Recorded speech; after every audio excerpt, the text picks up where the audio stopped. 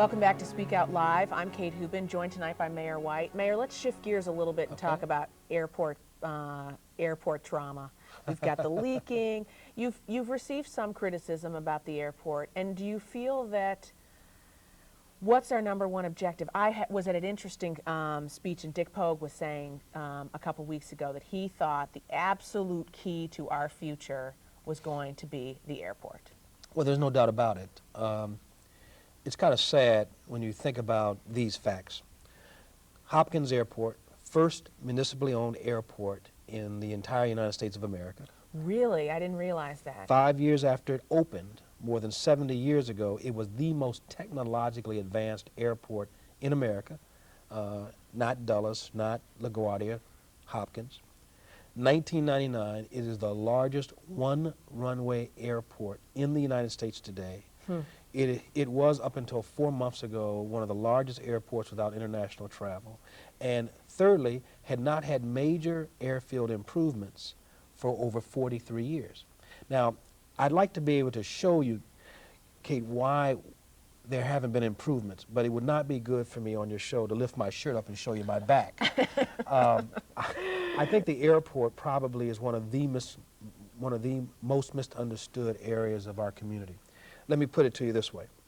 For all the hullabaloo about Gateway and all the hullabaloo about the Browns, take all of that, magnify it 10,000 times, it won't come close to what the airport can be if we properly develop it. It's worth about $2.2 billion today in terms of gross product.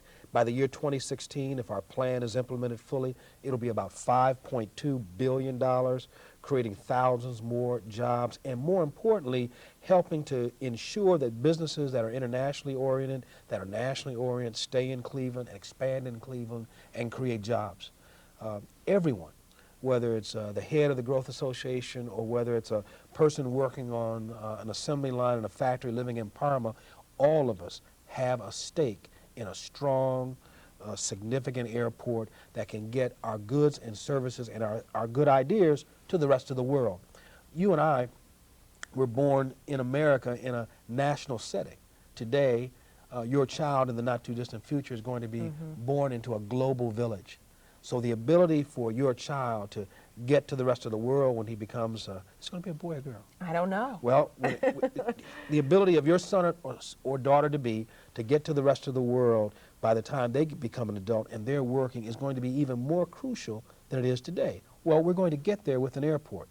And when you begin to look at the major cities that are growing, Atlanta, Pittsburgh, even Washington, D.C. with the new expansion there, all of them are growing based on air travel. What about the leaking problem? Now, you have said to me... Politics. Oh, boy. Politics. I mean, I would not have wanted to be Solomon Balraj that week, I thought. You know, either he went into the mayor's office, and you didn't... I don't think... Politics. I don't think that you let him twist in the wind at all, which is a very good quality about your employees. When they go out there and they're facing some heat, you don't say, you know, Solomon's going to be in my office. You think it's politics? Tell me about the... Solomon Balraj is one of the smartest, most determined, one of the hardest working individuals we have in the cabinet. Started out in the law department in the economic development section. I saw how bright he was. I asked him to become the #2 to Chris Warren in economic development. Did an outstanding job for 2 years. Called him up one day when he had the flu and asked him to go out to the airport to take on his own responsibilities out there. When you begin to look at the fact that he's managing a $300 million expansion program, the garage, the improvements to the runway, and the new bag claim activity that's going on out there, not to mention Concourse D, I think anyone who's going to be objective has to see that there's more physical improvement taking place at Hopkins than it has in a very, very long time. The employee that was berated, unfortunately, I wouldn't treat a dog the way he was treated, Mr. Savas, long-term employee. What you didn't read was the fact that he was holding down 2 jobs at the time when this first roof situation came up. Assistant Commissioner for Maintenance, Commissioner of the airport while we were looking for a commissioner. You know, Kate, I'm not a mush-mouth manager. You know, I believe if we're going to pay you a good dollar, that you ought to come to work every day and give us the best you've got. And I think I've developed a reputation that says I will demand a good day's work, and I'll demand top professionalism. But at the same time, we're all human beings. I'm You not sound going like to a hang. kinder, gentler Well, mayor. no, I'm not going to hang Dennis Savas out because he forgot. The man is holding down 2 jobs. He doesn't have a blemish on his record. He did the best he could, and every single day he does the best he could. I make mistakes. Every day I'm mayor is not a perfect day. Every day I make a decision, it's not always perfect. So you have to make a decision. Are the errors made from indifference or incompetence, or are we human beings? And in this particular case, Dennis Savas made a human error. Right. All right, we have a phone call. Tony from Cleveland, go ahead. You're on Speak Out Live. Hi, Mayor White. How you doing? Hello, sir. Yes, I just had one question for you. I wanted to know what was your motivation behind making sure that the Browns came back to Cleveland, and why was that such a big deal to you? Good question. $80 million. Sir, if you strip all of the hullabaloo away, there were really 2 issues. Number 1 was community pride. I grew up in this town. I was born into a city that they called the best location in the nation. By the time I had gotten to high school, they called it the mistake on the lake. Here was a community that supported the Browns financially and in other ways, did everything we could to keep the Browns, to improve the stadium.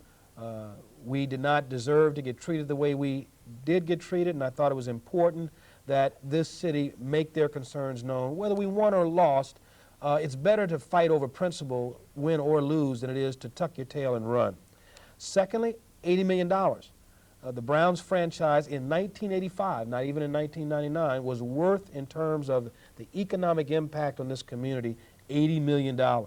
I can assure you that if there was any company in Cleveland that was worth $80 million in terms of its net economic benefit to the community, the people that I represent should be crying out, should be demanding that I do everything we can to keep that entity in Cleveland, and that's exactly what we try to do. Today, I'm very pleased to tell you that it's worth a lot more than $80 million.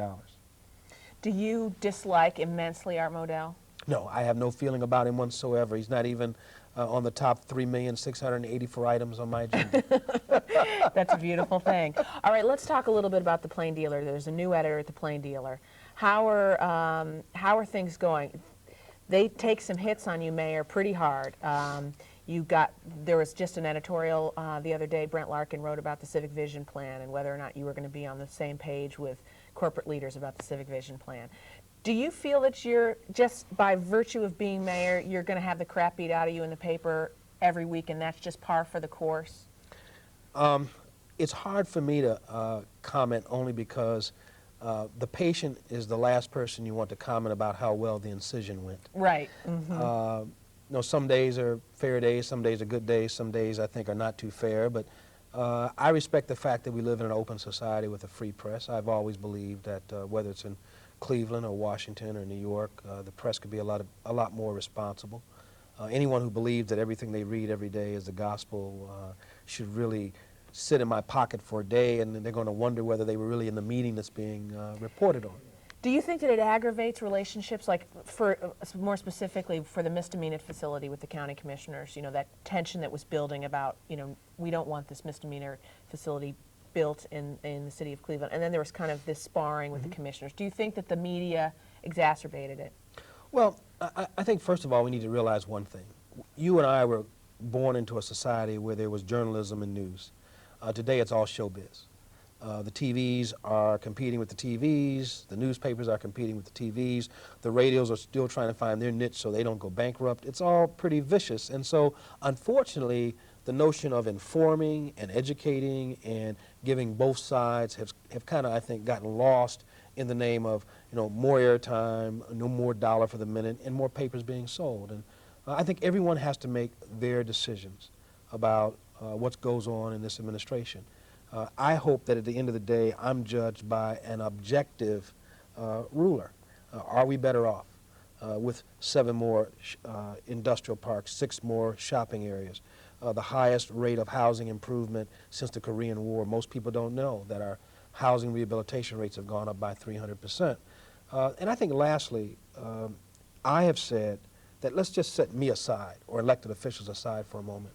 I think it's very important that the media, aside from the politics, brings some good news. There are a lot of good people in this town. There are a lot of good things going on, and I don't think we recognize it enough because maybe there's somebody up in the upper floor saying, well, You know, what's hot about that? What's going to sell airtime with a woman who takes care of children and doesn't have to, or people developing gardening programs? For instance, I'll give you one quick example.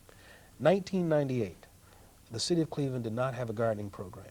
1999, the city of Cleveland, Ohio State University, the Cleveland Municipal School District partnered to create a school gardening program. We went from 0 to 68 in 1 year. I mean, that to me is an important Right. statement of good things that are going on, but you'll never read about it. Right. Gregory from Cleveland, go ahead. You're on Speak Out Live. Evening, Mayor White. Good evening, sir. I was wondering what's going to be done about the drug activity in the Glenville area. Also, will curfews be enforced again? Thank you. Sir, as we speak, the daytime curfews are being enforced. I'd have to check a little bit more on the nighttime enforcement for curfew because I haven't checked on it recently. But in terms of drugs, on the one hand, I could give you the good news, and the good news is we've arrested more people on drugs than at any time in our history. Cleveland has now closed more drug houses in Cleveland than the entire state of Ohio using our drug house task force. That's the good news. The bad news is the drugs keep coming. I believe the drugs keep coming for a number of reasons. Number one, our laws are not strong enough in the area of drugs.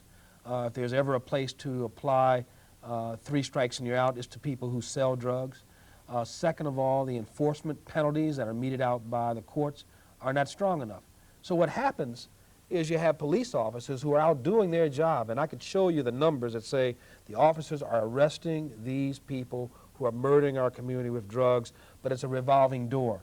After the second or third time, these people need to be put in jail. They need to be put in jail for a long time, I believe, and we need not provide the kinds of good time and free times that are provided to other criminals. I believe that when you sell heroin or you sell cocaine or crack, you're actually murdering people.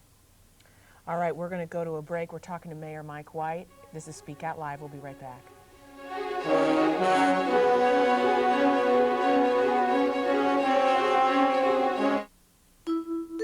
And now it's time for Cablevision's Fun Facts. Cablevision is currently rebuilding its system, and over 3,000 miles of coax cable have been upgraded. More than 1,000 miles of fiber optic cable have been installed, and 51,000 apartments have been rewired and upgraded. 627 fiber optic nodes have been installed and activated. And that's just part of what's happening so Cablevision can serve you better.